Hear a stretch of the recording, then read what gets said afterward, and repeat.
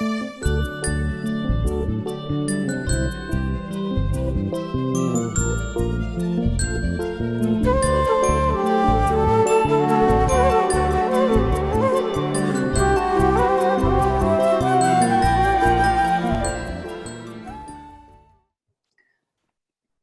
everyone, and Imamat Day Mubarak. Welcome to this special Imamat Day Aspire session with Dr. Shainool Jiwa. This series aims to explore topics related to faith and the world in the current times that we find ourselves in, and to provide avenues for thoughtful reflection and inspiration. My name is Asif Makhani, and in the spirit of land acknowledgement, recognizing the history and the exploitation of indigenous people, I want to start by acknowledging that I'm speaking from the ancestral land of the Muwekma Ohlone tribe of the San Francisco Bay Area. In light of Imamat Day, just a few days away, celebrating our beloved Imam 63 years as Imam of the time, as well as the current environment of systemic injustices around us, this session will look at some of the key values of our tradition and their expression in our history, tracing the Imamat and the Murid-Murshid relationship from the time of Hazrat Ali and Prophet Muhammad, peace be upon them, looking at Fatimid times and coming to the present times to see how our Imams have contributed towards just and inclusive societal frameworks. And there's no one better than Dr. Jiwa to take us on this journey. Dr. Shainool Jiwa is the head of Constituency Studies and a senior research fellow at the Institute of Ismaili Studies. Dr. Jiwa has over 30 years of teaching experience at several academic institutions, including the IIS. Dr. Jiwa is a member of the Board of Governors for Edinburgh Napier University since 2012.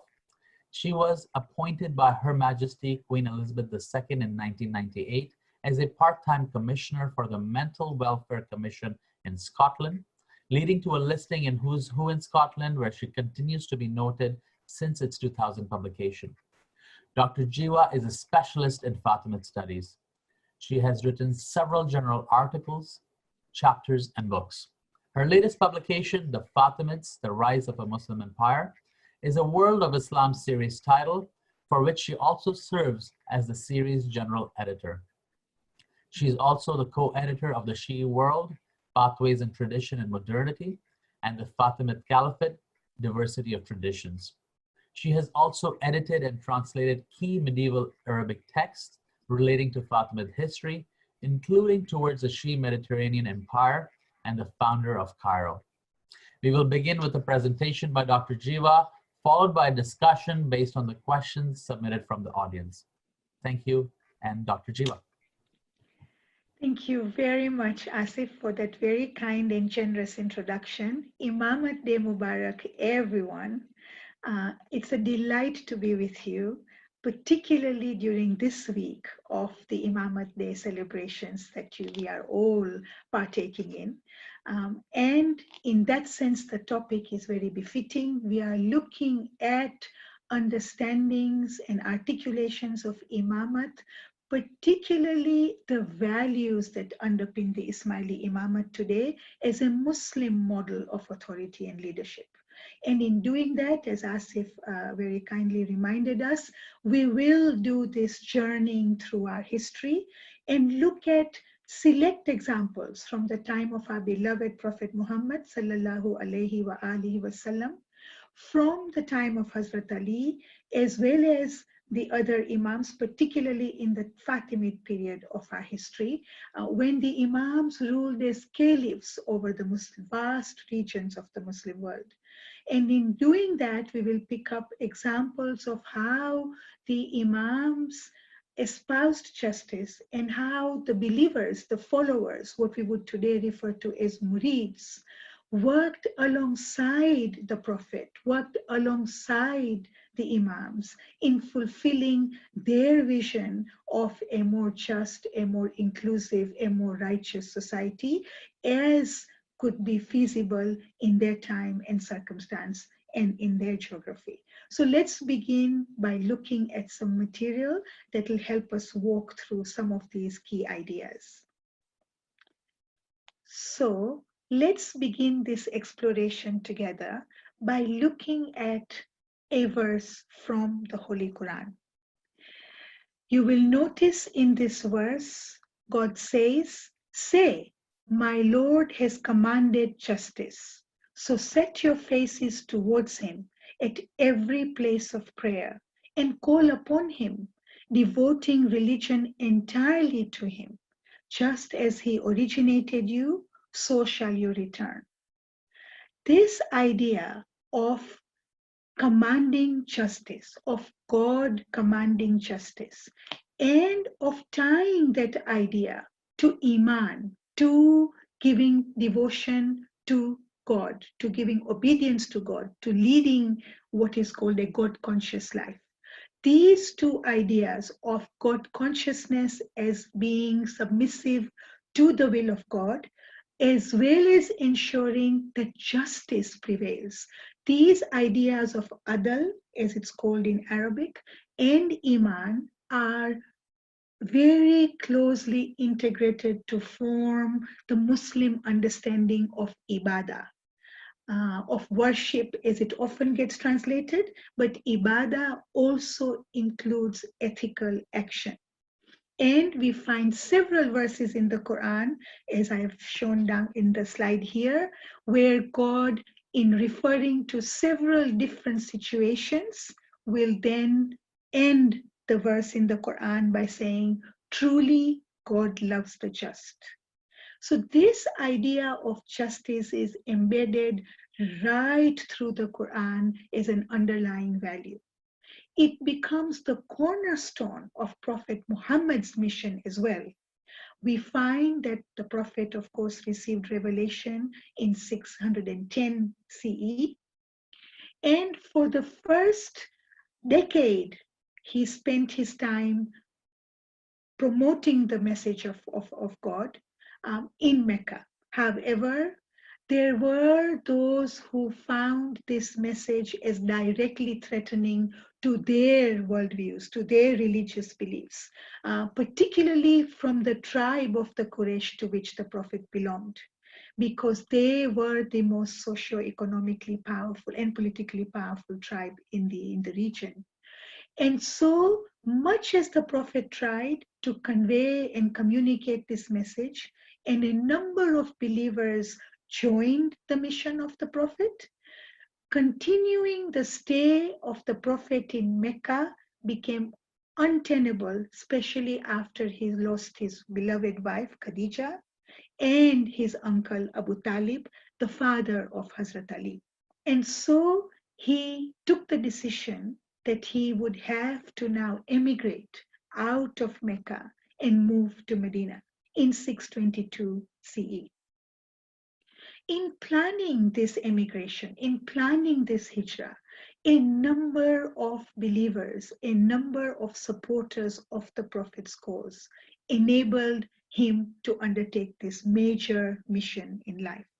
We know that Hazrat Ali slept in the very bed of the Prophet so as to prevent any kind of suspicion of the Prophet missing in the darkness of the night from Mecca to leave for Medina. We know that Hazrat Abu Bakr, who went on to become the first caliph of Islam, spent a great deal of wealth in ensuring that all the supplies and resources could be made available for their journey. He also personally accompanied the Prophet from Mecca to Medina.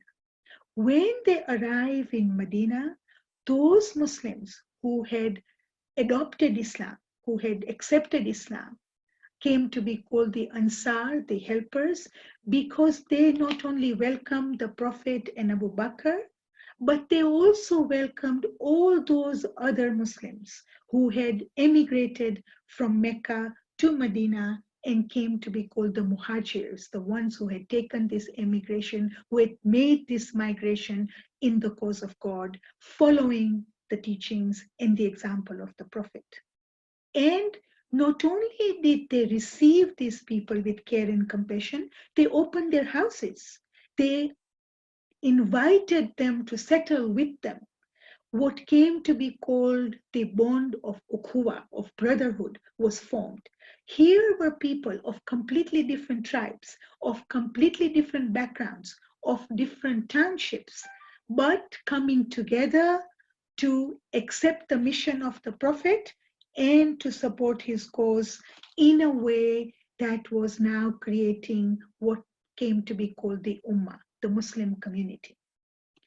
And so we can see in this example how the Prophet's mission was undertaken by himself, but also those who were his close associates and supporters. Once the Prophet arrives in Medina, let's note that when he arrives in Medina, the majority of the people living in Medina were, of course, non-Muslim. There were Jews living there. There were those who came to be called idolaters, i.e. those who were worshipping several idols living there. There were people from different tribal confederations. And only a minority of the people in Medina had at that point accepted Islam. So the Prophet offered a charter, offered what came to be called the Constitution of Medina. In this constitution, he laid out the ways in which he, as the Prophet of Islam, but now the head of the Commonwealth in Medina, how would he govern Medina? And it's a very long charter. I am simply pulling out 3 clauses for our purposes today. This clause, first clause that I have put in front of you says, God's protection, dhimma, is one. The humblest of them may give protection to a stranger on their behalf. Believers are friends one of the other to the exclusion of outsiders. What this is enabling to happen is this idea of dhimma, of the protection of the Prophet, is now being provided to all the residents of Medina. And this dhimma is a Quranic term where God protects all his creation. So you can see how these ideas of, again, Iman and justice are coming together in the model of governance that the Prophet is now establishing in Medina. This idea of the dhimma is a recurring feature. We will see it in Hazrat Ali's time. We certainly see it in Fatimid Imams and Caliph's time. It's something that for us, of those of us who are of the South Asian tradition, are terms such as chhatra chaya, this idea of an umbrella, of a parasol, of a protective abode. That idea is what the dhimma is reflecting. You can see in the next clause that I have put in front of you that it talks about the idea that believers shall not leave anyone destitute among them. Now remember, these people from Mecca who had come had to just come by themselves. They couldn't bring their belongings with them because they had to escape from Mecca. They were not coming out in the light of day, so to speak. And so the fact that every believer's needs are to be looked after and no one is to be left destitute, everyone is to be treated with kindness, as it also says. And it also talks about in the third clause this idea that the Jews who form part of the community of Medina and those who gave allegiance to the Prophet as the head of state of Medina were also to be helped and treated equally. And no one was to be wronged. So you can see how these ideas get expressed in the Charter of Medina. While the Prophet provides this shade of support and care and compassion to the people too respond. There are very interesting examples in early Muslim history, and this particular verse that we are very familiar with comes to be referred to as Bayat al-Ridwan. Just as the Prophet offered his shade, his support, his care to all those residents of Medina, the believers of the time also respond to the mission of the Prophet in a variety of ways. One way they do so is by giving bayah to the Prophet, by giving their allegiance to the Prophet. And here is a verse that we are familiar with. Inna alladhina yubayi'unaka innama yubayi'unna Allaha yadullahi fawqa aydihim. Faman nakatha fa innama yankuthu ala nafsihi. Waman awfa bima ahada alayhu laha fasayutihi ajran adima. This verse is referred to in the Quran as Bayatul Ridwan. And this particular bayah was taken just before when the Prophet was trying to go from Medina to enter Mecca after several years of being in Medina because he wished to perform the Hajj in Mecca. But the Quraysh in Mecca blocked him and the people who were with him. And the person who had been sent to deputize, to speak to the Quraysh, who was in fact the person who became the third caliph of Islam, Hazrat Uthman, they detained him for so long that the believers thought that they had lost him, he had been killed. And so at that moment of tremendous uncertainty and confusion and fear, the Muslims gave their bayah to the Prophet and reinforced their trust and allegiance to the Prophet. Just before the Muslims had undertaken had undertaken the migration from Mecca to Medina, there was also such occasion, which comes to be called the Pledge of Aqaba in early historical writings.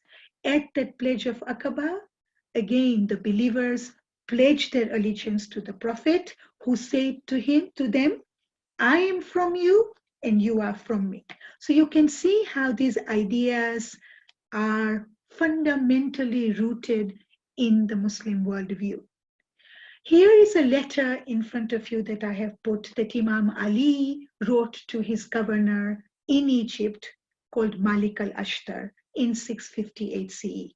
We know that Imam Ali, of course, got appointed by the Prophet at Ghadir Khum, and his pronouncement, Man kuntu maulahu fa aliun maulahu, marks the beginning of the Imamat for all Shia Muslims. And those who supported him came to be called forever after the Shiat Ali, the supporters of Ali, which later comes to be,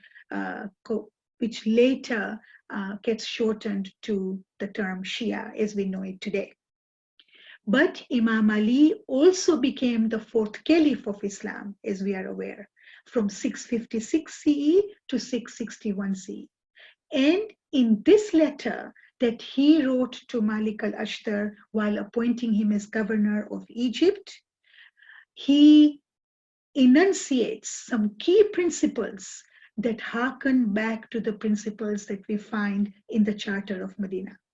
It says, your subjects are of two categories, either your brothers in faith or your brothers in kind, meaning every single human being in that sense is a brother and a sister to each other because we are all created from the single soul. We are all part of the same humanity created by God. And so, again, it's a very long 20-some page letter. And when you get a chance, I encourage you to peruse it. There's some really interesting concepts and ideas around authority, justice, compassion, and care that you will find. I'm simply picking up two examples here.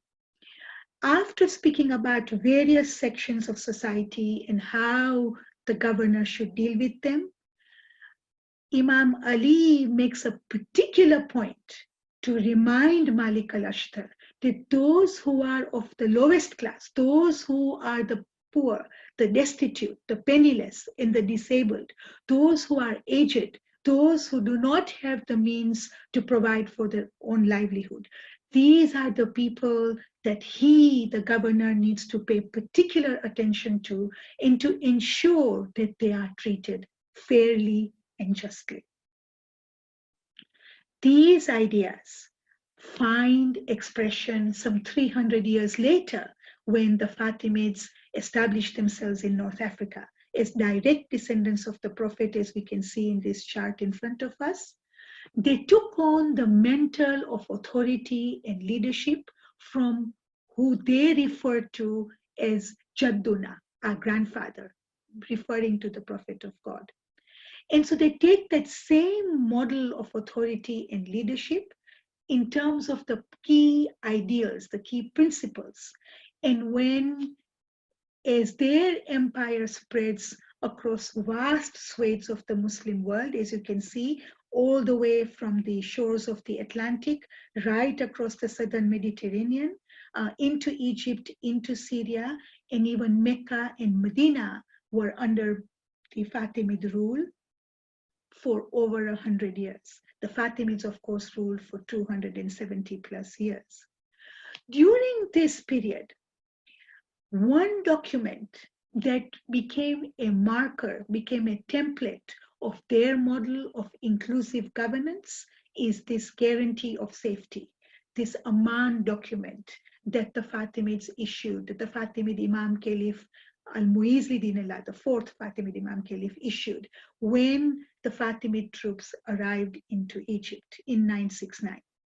At this point, Egypt, and in fact, across the Muslim world, the Shia were a minority, and Ismailis were a minority within that. And yet the Imams, as caliphs over the Muslim world, provided for their support, their security, in the same model of Dhimma that we find talked about in these earlier documents that we looked at. And so here's a statement, again, this particular guarantee of safety is a long document, 11 some pages, but it comes to be preserved in Egyptian historiography long after the Fatimids are gone and Sunni governments take over, because it becomes a model of inclusive governance that is then seen as a template for later rulers to also emulate. And here's a couple of short paragraphs that I've picked out for you for our discussion today. Look at what it says. I guarantee you God's complete and universal safety, that idea that we've seen recurring, for your lives, your property, your families, your livestock, your estates, and your quarters, and whatever you possess, be it modest or significant. So here is this idea of Dhimma for all the populace of Egypt. And we know that there was a very significant Christian populace settled in Egypt, as well as several Jewish denominations, alongside, of course, Sunnis from different madhabs. We know that in Egypt at this time, there were Malikis, there were Shafis, there were Hanbalis, there were Hanafis. And the next paragraph speaks specifically to them. It says that even though the Imam, who is a Shia Imam, is the ruler, he is the Amir al-Mu'mineen, he is also the Imam al-Muslimin. He is there for all the Muslims. And in that spirit, they are saying, the document is saying, that every Muslim believer, whichever Sunni madhab he belonged to, whichever Shi'i madhab he belonged to, could continue to perform their religious obligations as per their madhab, their school of religious thought and authority and legal judgment as well. So what the Fatimids do is that all these mosques that were around, they take care of their upkeep, they provide for their upkeep, but they enable each of the Sunni madhabs to continue to perform as per their madhabs. They also continue, as the last statement would tell us in that particular document, in this particular clause, that they could continue to have judgments pronounced according to their madhabs and fatwas, which meant that all these various groups, various Sunni groups, they had their own courts of law, where on all matters related to personal and family law, they could receive judgment. Well, they could continue to do that under the protection of the Fatimid Imam Caliph, who himself, of course, was Ismaili and Shia. In the kind of guidance, in the kind of direction of leadership that the Imams then provided to those who were ruling on their behalf as governors. We have a very interesting passage in front of us in this quote. There was a time where in this particular quote, it tells us, it even gives us a description of what season it was. It says on one wintry morning. So you can tell it was obviously in the winter season, and it goes on to describe the season, etc. And it says he calls Imam al-Mu'izz, calls his leadership together. He invites them over. And then he says to them, is in front of us, he says, "Our brothers, I thought of sending for you so that you could see what I do when I'm away from you and far from your eyes. My status exceeds yours only because I have responsibility over your affairs on earth and because God has singled me out as your Imam. I busy myself with letters that come to me from the east and the west, to which I respond in my own hand. So when you are on your own, O sheikhs, do as I do. Do not be haughty and imperious, lest God withdraw his favors from you and bestow it on others. Show compassion to your subordinates who have no access to me, just as I am compassionate with you. In this manner, benevolence may abound, virtue may prevail, and justice may thrive among the people." You can see how these ideas of benevolence, of compassion, of justice, of making the sheikhs available, the leaders available to the people whom they are entrusted to govern, is a core idea that is coming through in this particular guidance of the Imam.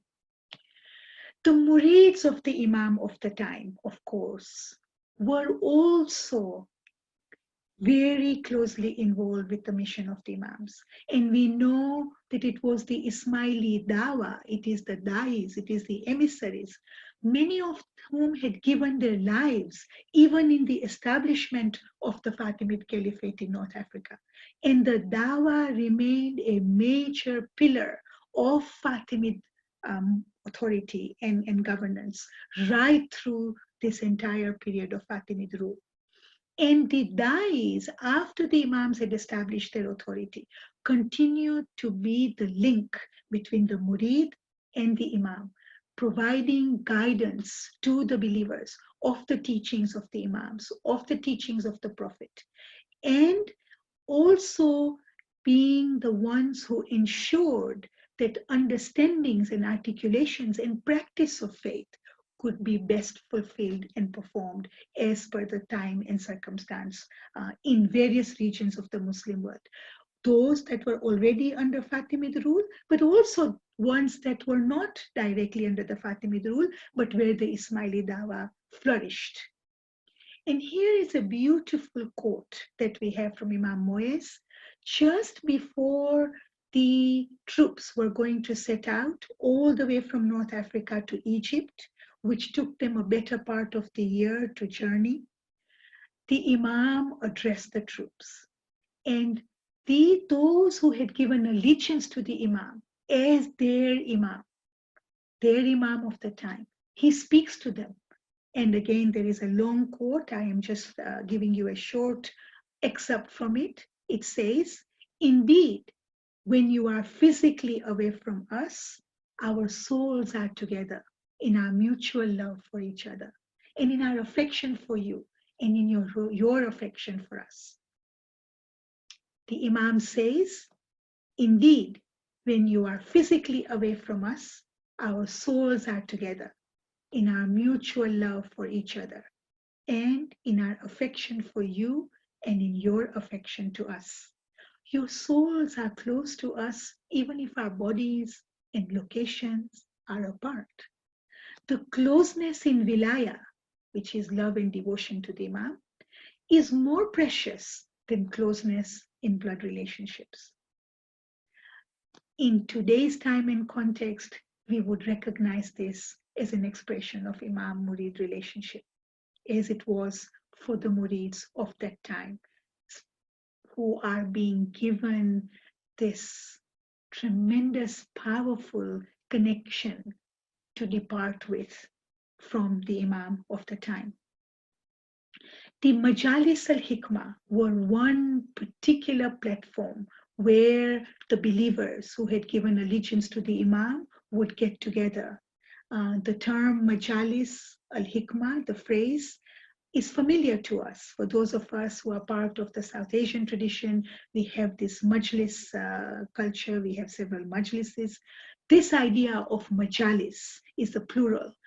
And the idea that in this majalis al-hikmah, the teachings of the Prophet, the teachings of the Imam were taught, and tabarruk, barakah from the Imam was shared, is a very core idea that we find right through the Fatimid period.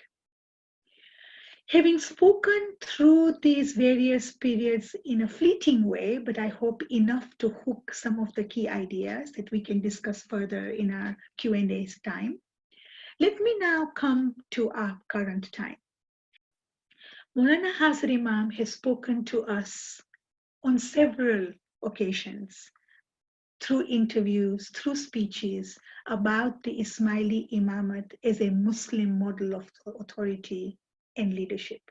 Here's an excerpt from a particular interview that Maulana Hazar Imam did in 2003 in French, and this is an English translation, and I quote, Ismaili Shiism has a living Imam who lives in the world and has a great number of contacts.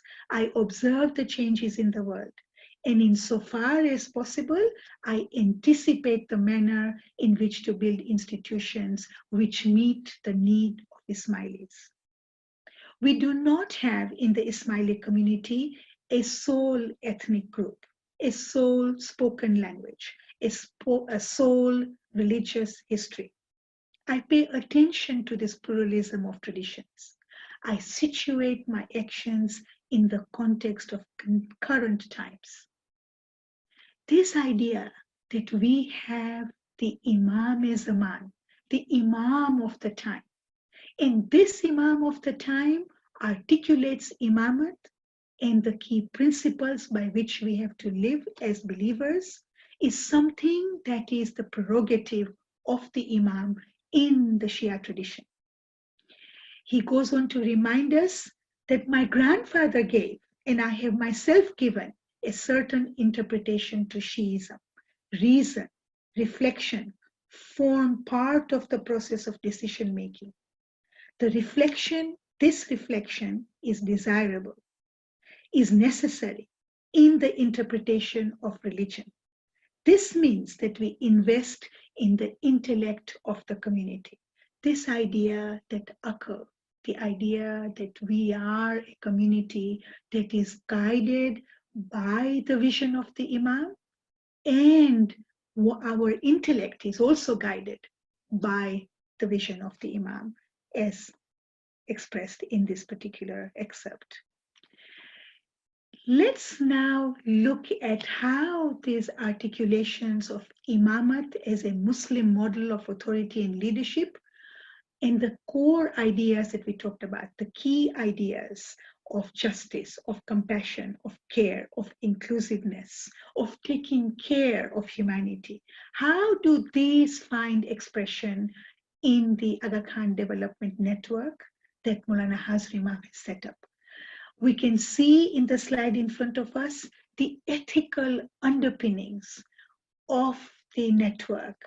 So the network is there as a humanitarian effort to ensure that in areas of education, in social issues, on economic issues, on various other aspects, the environment, music initiative, the Aga Khan Museum that we have, the Center for Pluralism, all of these initiatives are underpinned by ethical underpinnings that are part of what it means to be a Muslim, of what were and what are the ethical underpinnings that we find in the message of the Quran and in the life of the Prophet and in the Imams who have come prior to the current 49th manifestation of Imamat that we have in Maulana Hazar Imam.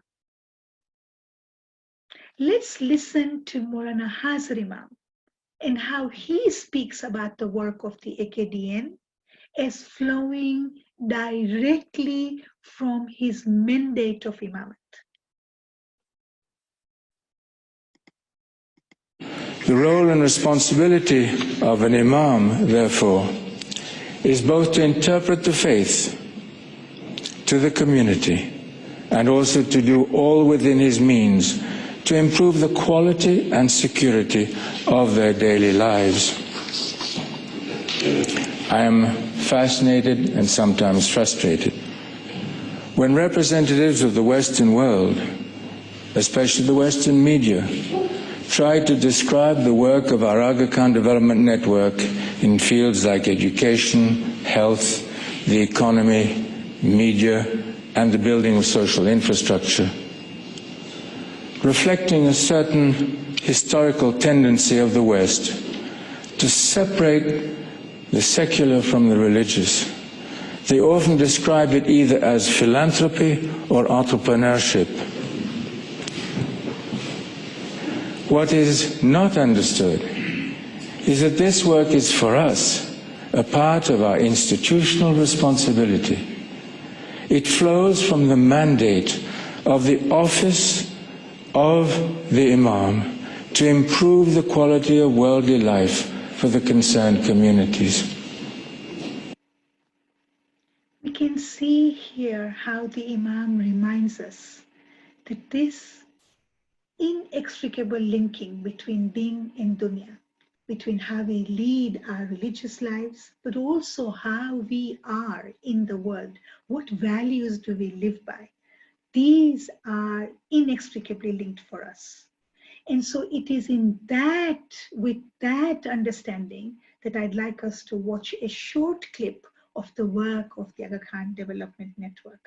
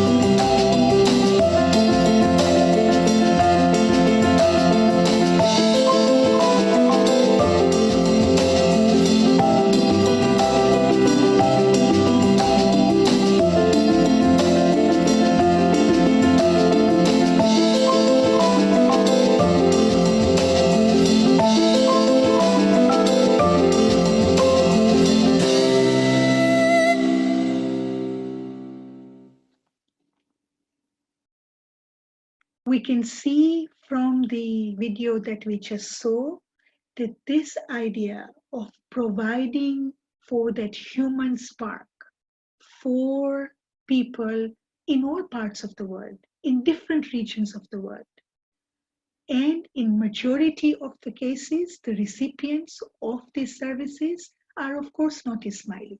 And yet Ismailis, wherever they reside and wherever the AKDN projects are among the largest group of people who volunteer in the work of the Imamat. And they do so as part of their expression of course, the Imam-mureed relationship. Because this idea of Din and Dunya for us are inextricably linked. This idea of attending to our spiritual and material worlds are for us meshed And it is through these institutions today that the Ismaili Imamat finds one avenue to respond to the social needs of the world at large, what has often been called as realizing the social conscience of Islam. Murids, of course, of the Imam find all sorts of ways of expressing their Imam-murid relationship. Some may find it in serving through the avenues of the AKDN. Some may find it through the TKN avenue that we also have. Some may find it in the way that they serve other members of the Jamaat, in Jamaat Khana or in other ways. Some may find it in ways by which they address issues of inequity, of justice, of being more inclusive, of being more compassionate and caring in the world around them. So there are several ways in which murids of the Imams have always worked side by side with the Imams in fulfilling the vision of the Imams and of the Prophet in his time of a more equitable, a more just, a more righteous society. And these aspects are as much part of ibadah as they are in terms of one's performance of prayer and other obligations that we may perform in our love and devotion to God. Thank you. Thank you, Dr. Jiwa. I think there were some brilliant insights and connections that you were able to tease out from over 14 centuries to showcase the connection and the continuity of our values expressed by the Imamat. So thank you for that. I want to move to a set of questions that are coming from the audience as a follow-up from your presentation as well. As you traced in your presentation, the Imams have always stood for justice and protection for the weak, independent of their faith, origin, or race. As we observe injustices, direct and systemic violence here in the US, how do we understand the role Imamat takes vis-a-vis the responsibility of the individual to take action against these injustices? That's a great question. And of course, it's a burning question, as you said, right now with all that's going on in the US, but also in many parts of the globe. We just have to look around us. I mean, the kind of situations that people are facing, the kind of injustices that several communities are facing, several individuals are facing in many regions of the world is, of course, of great concern. And so how do you respond to these, right? And I guess from my own personal point of view, in how I understand this, is that the Imams and the Imamat provide values, they provide perspectives, they also provide frameworks. So if we remember, one of the slides I put out earlier was talking about how the Imams create institutions. And the Imam, the quote from the French interview that we just saw, where he says, I create institutions so as to create capacity to anticipate change. And one of the powerful ways in which one can anticipate change and prepare for it is, of course, through education. If we can educate better around issues of pluralism, because we know that we are not born pluralistic at all, that we always have a preference of our own, and yet to educate around ideas of pluralism, on how to engage with difference, how to embrace diversity, how to live with people from different traditions, backgrounds, races, etc. That while this may sound like a very slow way to do it, it's actually a very steady way to do it as well, because you are creating a mind shift in society. You're enabling a shift, a paradigm shift to happen in terms of societal attitudes.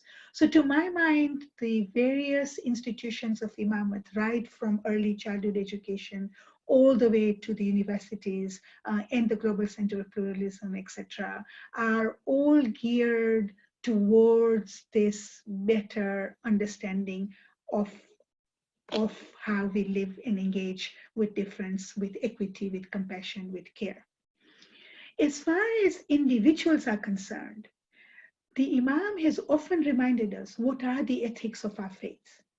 That the ethics of our faith are around engendering peace, of being tolerant, of being generous, of being accommodating. To my mind, each one of us as human beings who has a spark of God in us, which for those of us who have given allegiance to the Imam, that in following that guidance, in following those ideas, in following those principles and values, we have the agency to get involved, to do things, to become more aware, to better understand, to better respond to issues in society as we see best. So at this very, very challenging times where we are going through a worldwide pandemic, the safety and security of each individual, of their family, of their community is also something we need to pay attention to, of course.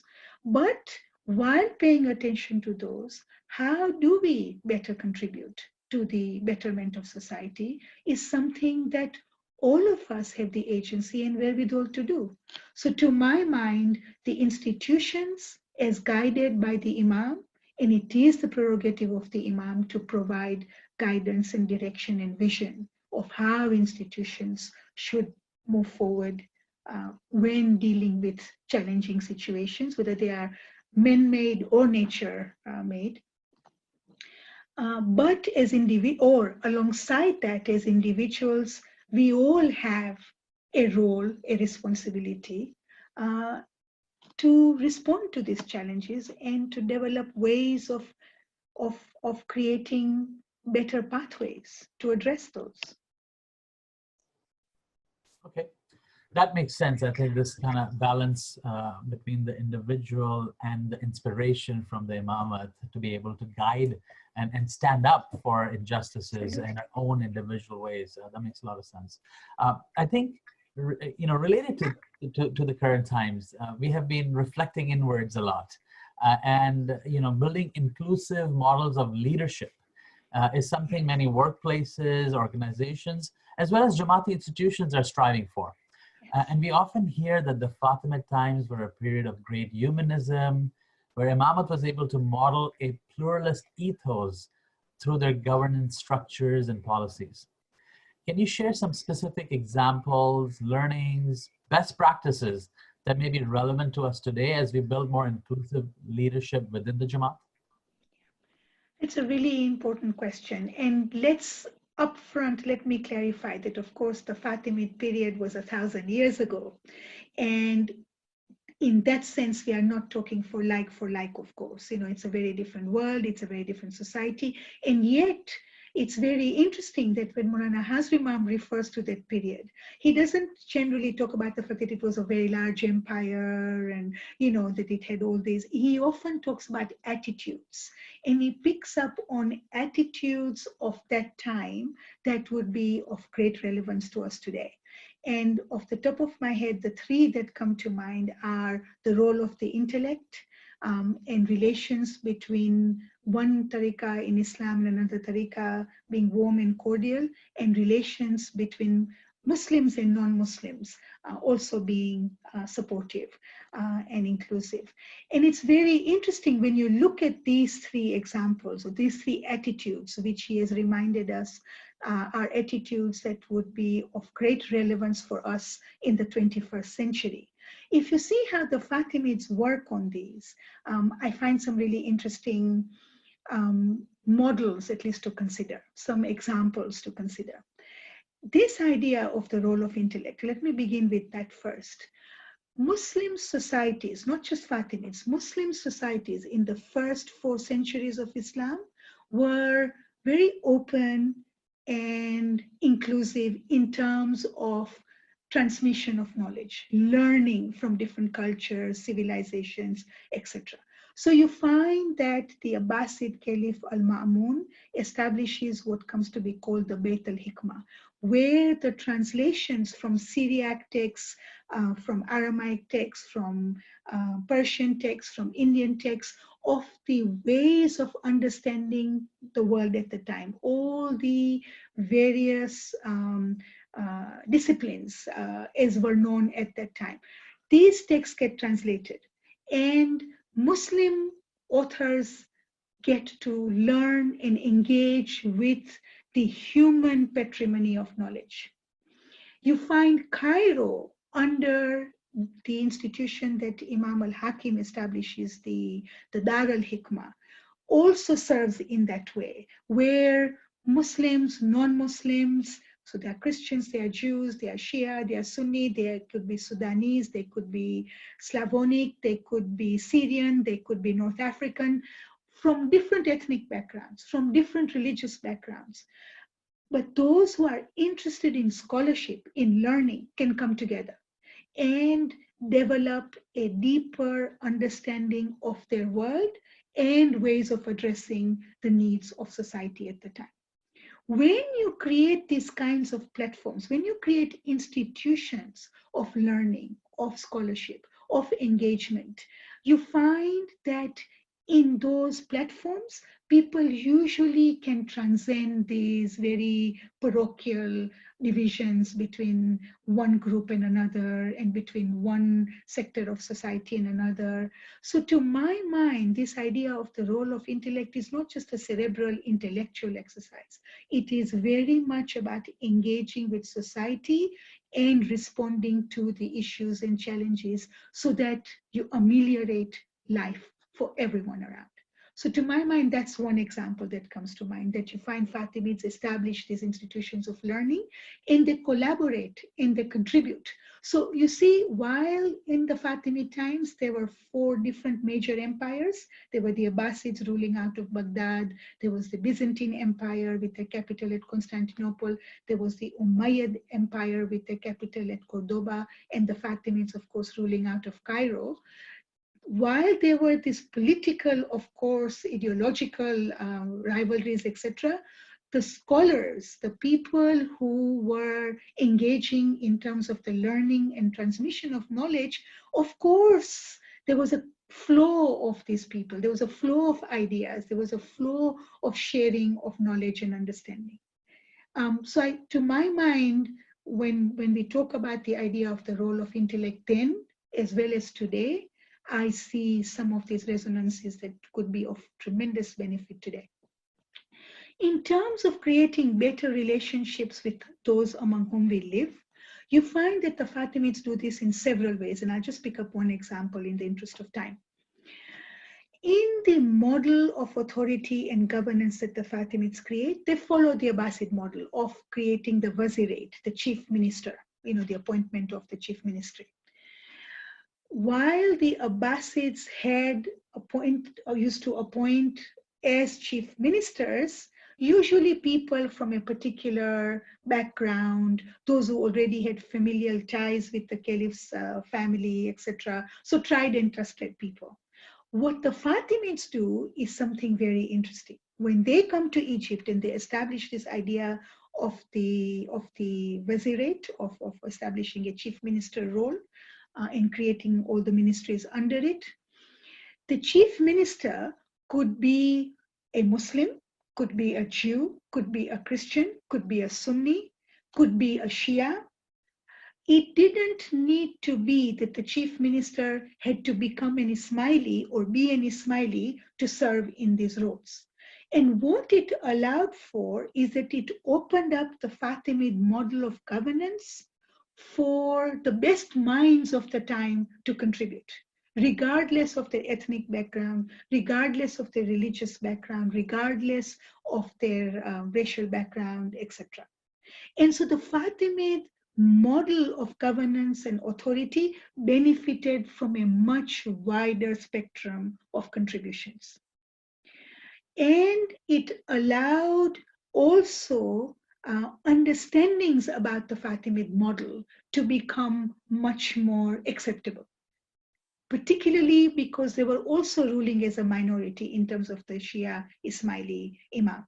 So you can see how in creating certain paradigms, in creating certain institutional frameworks that the Fatimids provide for these paradigms. We know that, as I say, Jews and Christians served in these. It's also very interesting, the Imam Caliph's own interest and engagement with knowledge at this time. We know that the Fatimid libraries were among the best libraries of their age, just as some of the Umayyad libraries were also of that ilk. And the Imam Caliphs, we have some wonderful examples of how the Imams would spend hours in pursuit of these material, and in delving deep into these reservoirs of knowledge and learning themselves, just as they expected others around them to do.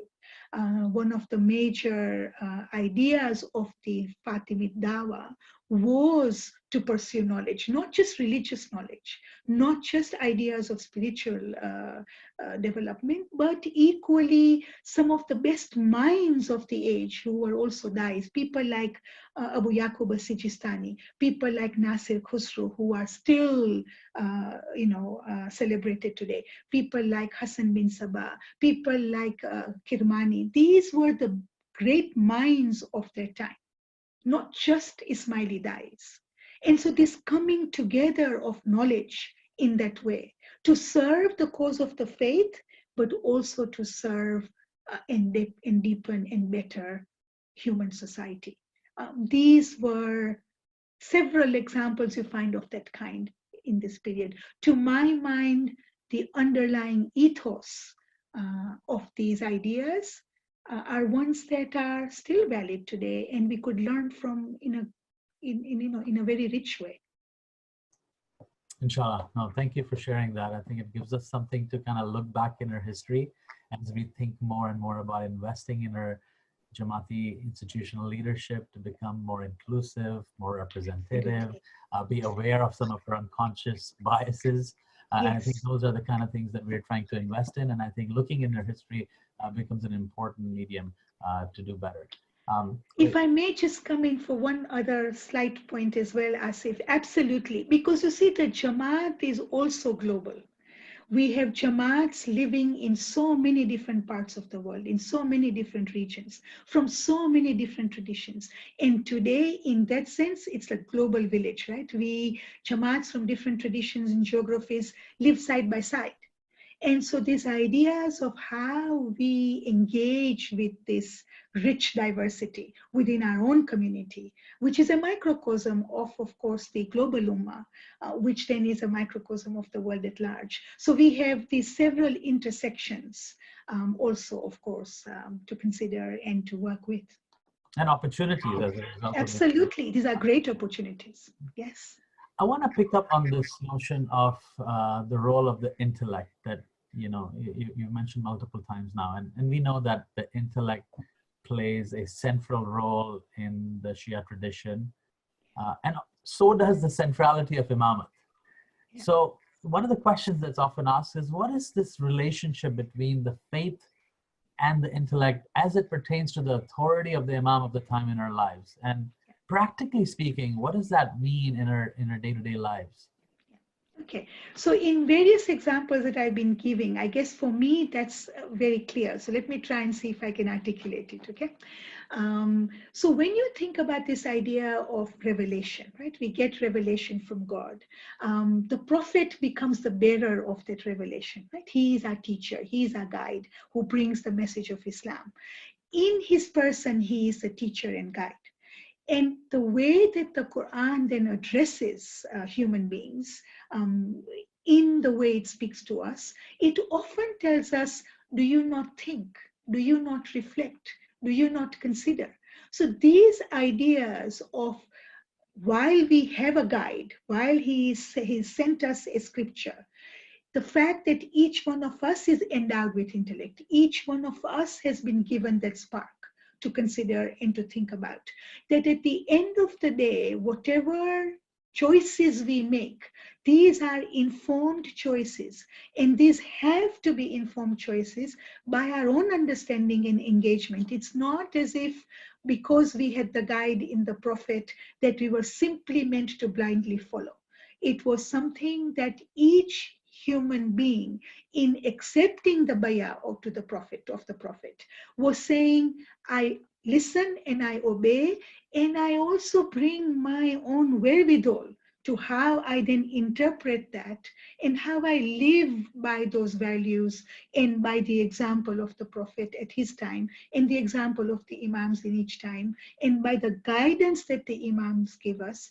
It's about how I live my life in light of that. To my mind, the role of the intellect is paramount. So it is not simply blind faith. I don't even know what that would mean in our tradition. It is about understanding, about reflecting, about internalizing, and then living one's life in the ethics of the faith as one sees best and considers best, while recognizing that Allah in his infinite mercy will forgive, as the Imam reminds us in that Quran speech that he gave at the Institute several decades ago now. That the Quran is there as a message. The example of the Prophet is there for us as a message. But how we then use our intellect, how do we use our resources, how do we use our ways of engaging with the world to actualize these values in our lives? To my mind, I would say that's the role of the intellect, guided by the Imam of the time in terms of his vision. And that vision remains the prerogative of the Imam. And therefore, that trust as well, that if you've given bayah to the Imam, that he too will always guide us and will inspire us and will keep us on the straight path, just as the Prophet was mandated to do in his time and age. Thank you, Dr. Jiwa. Switching gears a little bit, the Imamat Day is coming up, and this notion of murid-murshid relationship is something that is an aspect that is really warm and makes us that connection that we have with the Imam stronger. One of the intergenerational dialogues on this, though, has to do with the wide and diverse spectrum of relationships with the Imam. How we all connect with the Imam of the time, our pluralism of traditions, but what he means to us individually, emotively, intellectually, spiritually. Are there examples of this diversity of connections within our history, and how the Jamaat has balanced between a communal and a personal understanding of Imamat? Yeah. So if I reflect back on some of the slides that I showed you, right, we saw that in each period, different murids responded to the call of the Prophet in his time and then of the Imams in their time in ways that were best suited and possible within their means and their understanding, right? So even today, as we think about, we would not expect expressions of Imam-murid relationship to be singular. How would we do that, right?